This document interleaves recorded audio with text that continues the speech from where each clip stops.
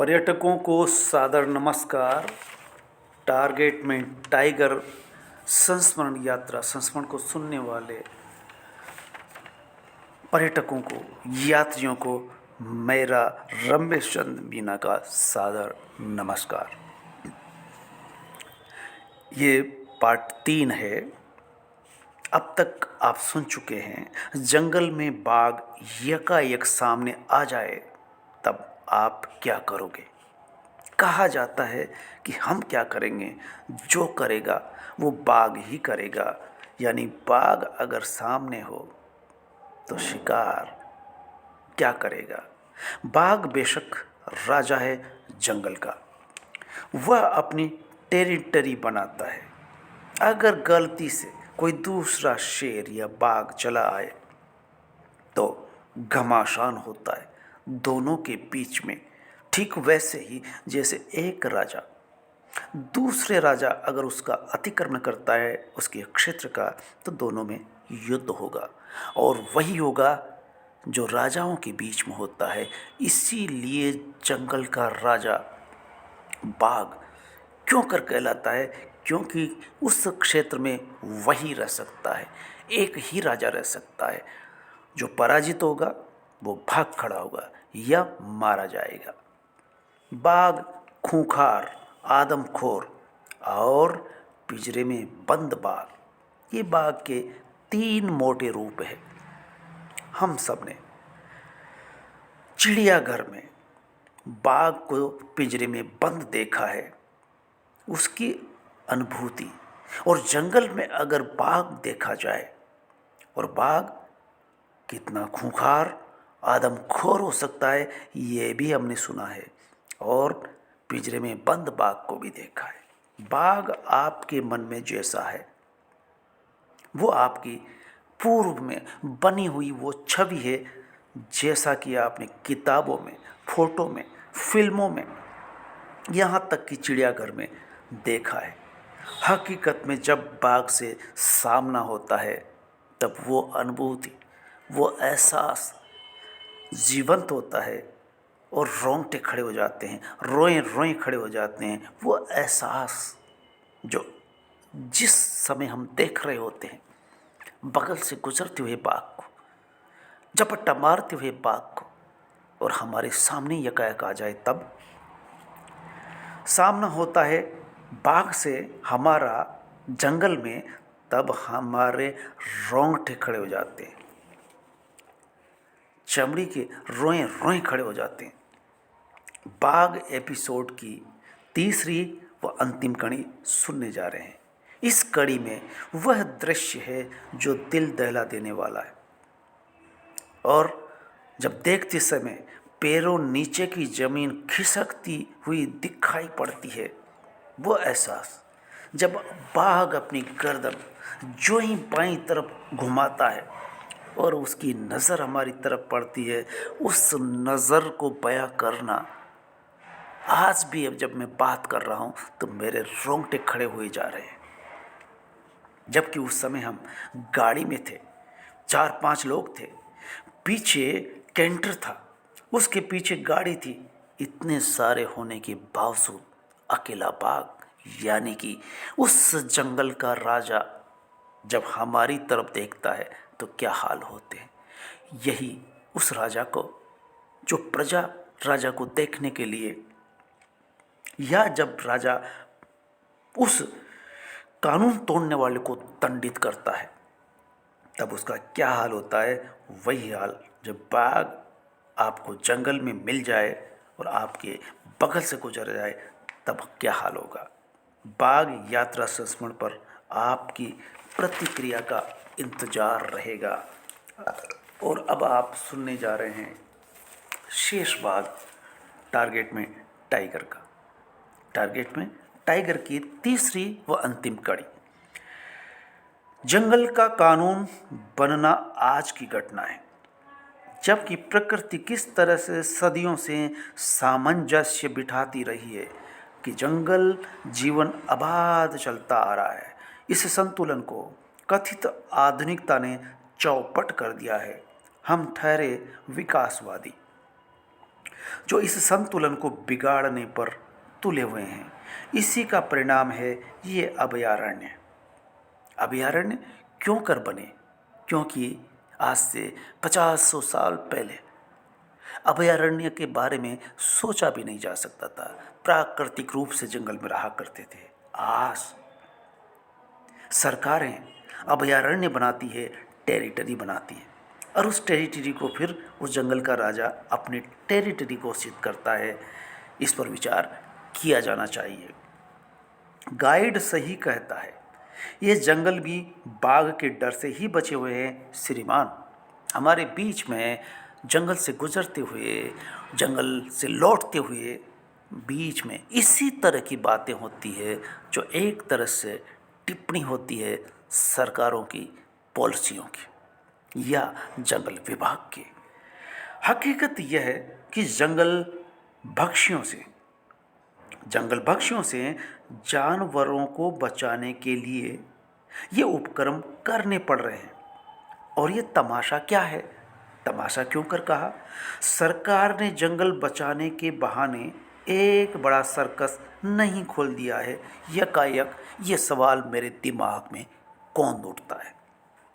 Circus वाले सदियों से अपनी रोजी रोटी चला रहे थे, टिकट पर मनोरंजन कर रहे थे।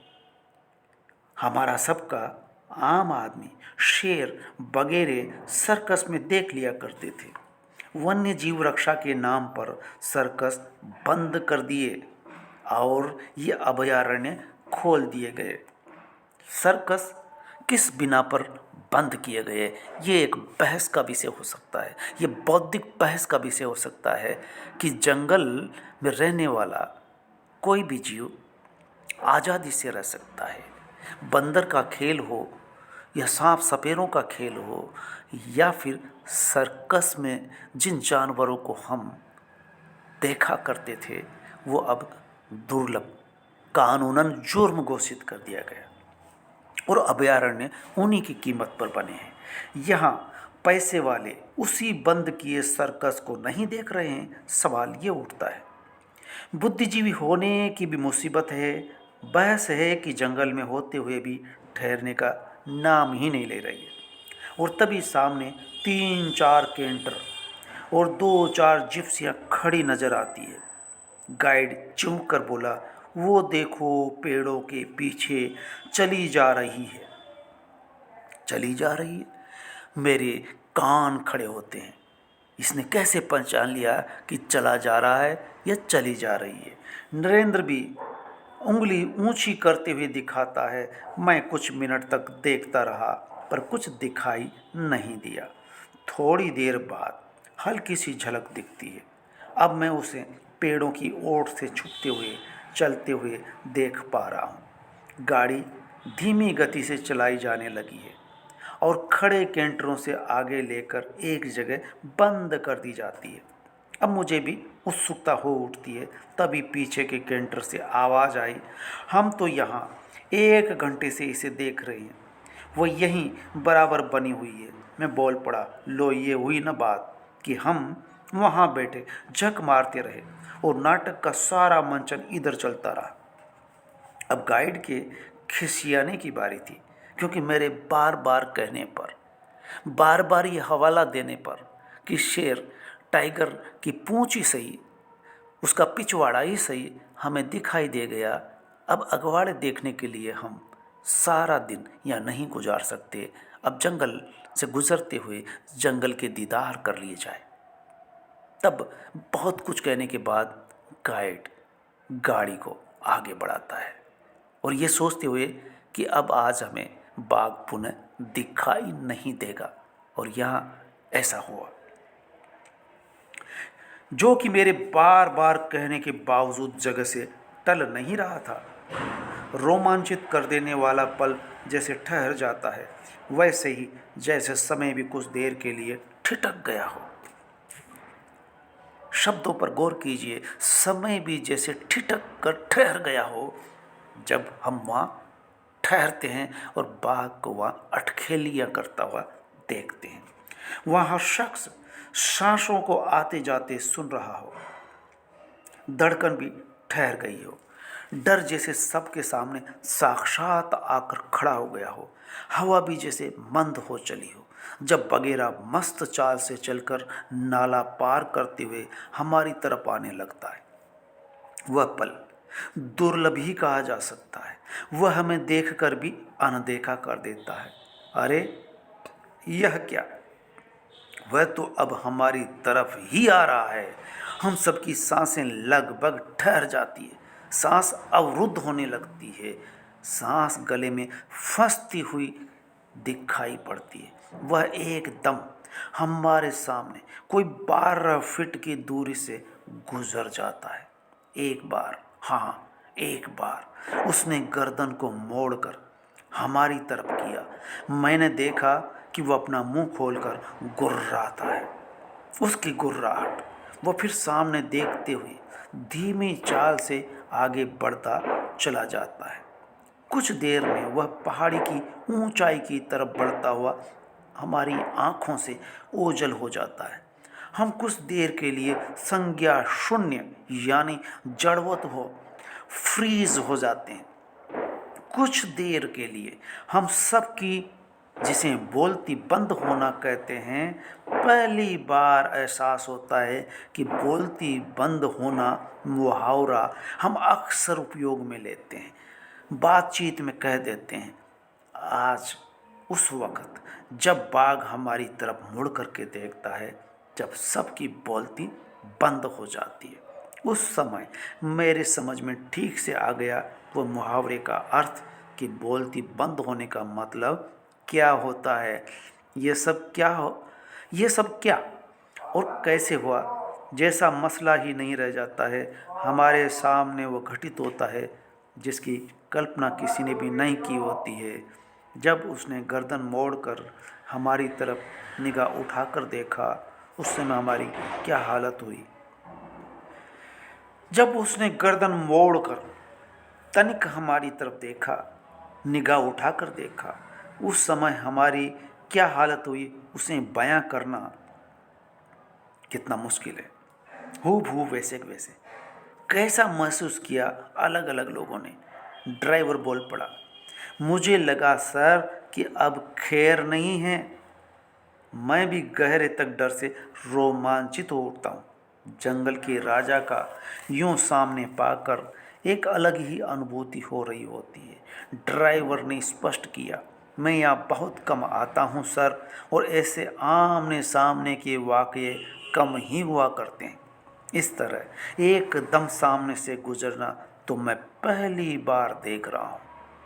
एक बार तो लगा कि अब बचना मुश्किल है। ये ड्राइवर के उद्गार है। मुझे लगा कि ये मैं समझ रहा हूँ, लेकिन जैसा मैंने सोचा, जैसा मैंने महसूस किया, जो मेरा एहसास हुआ, जो अंदर जिंदगी को मेहमान समझकर कि अब कोई भरोसा नहीं, यह बात वह जोन से निकलने के बाद बताता है। गाइड पर इसकी कोई प्रतिक्रिया नहीं हुई। वो गंभीर बना रहा। मैं बहुत देर तक संज्ञा शून्य हो जाता हूँ। मेरे अंदर से एक प्रश्न बाहर आया, क्या ऐसे वाक़ये भी कभी हुए हैं जब इसने हमला किया हो, बाघ ने देखने वाले पर हमला किया हो? नहीं सर, अभी तक तो ऐसा नहीं हुआ। वह आगे बताता है, जानवर तब तक हमला नहीं करता है जब तक कि उसे स्वयं खतरा न हो। इसलिए हम गाड़ी से नीचे उतरने को सख्त मना करते हैं, उससे बाघ से निश्चित दूरी बनाए रखते हैं। जब कभी घटना हुई, उसके पीछे मानवीय गलतियां ही रही है। नरेंद्र सिंह भी अपना अनुभव शेयर करता है। जब वह नरभक्षी हो जाता है, जब वह आदमखोर हो जाता है, तब उससे बचना मुमकिन नहीं होता। यहीं कोई 1 किलोमीटर में लोहे की राड़ों से पटा एक बाड़ा बनाया हुआ है। उसमें नरभक्षी बाघ को रखा गया है। उसके लिए बीच बीच में 2-5 दिन में एक पाड़ा यानी भैंसा छोड़ दिया जाता है। बूंदी के जंगल में एक बार ऐसे ही नरभक्षी आदमखोर के लिए कलेक्टर को आदेश देना पड़ता है, और आदेश ये था कि देखते ही शूट कर दिया जाए, क्योंकि वह आदमखोर हो चुका था। तब नरेंद्र सिंह बताता है कि मैं भी उन शूटरों में शामिल रहा हूँ। गाइड भी अपने अनुभव बता रहा होता है। बात चलती है तो दूर तलक जाती है। जंगलों का सिमटना और रिजर्व जंगल बना करके बाघों को बाड़े में बंद करना, और पैसे वाले फिर इनके बीच पहुंचकर इन्हें कितने जंगली बने रहने देते हैं। सवाल है कि कई तरह से मुखर होने लगते हैं।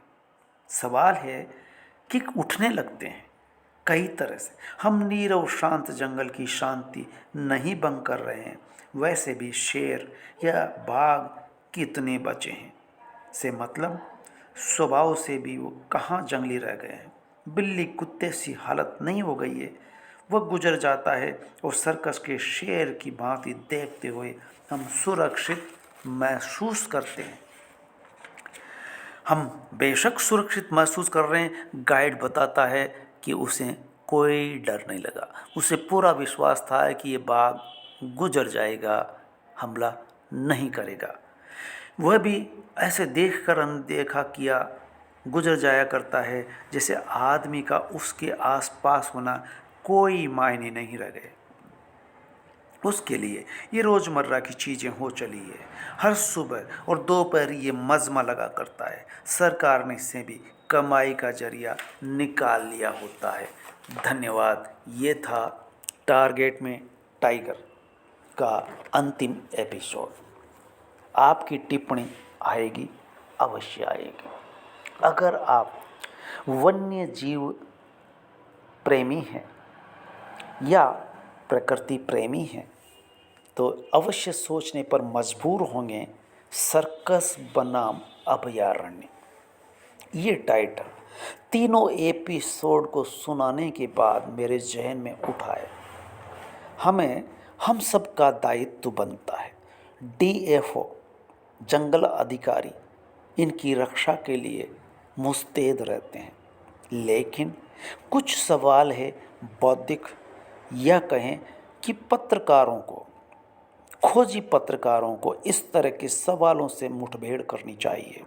सरकारों से भी सवाल करने चाहिए, DFO से भी, जंगल अधिकारियों से भी, कंजर्वेटरों से भी, कि आखिर क्यों कर सर्कस बंद किए गए,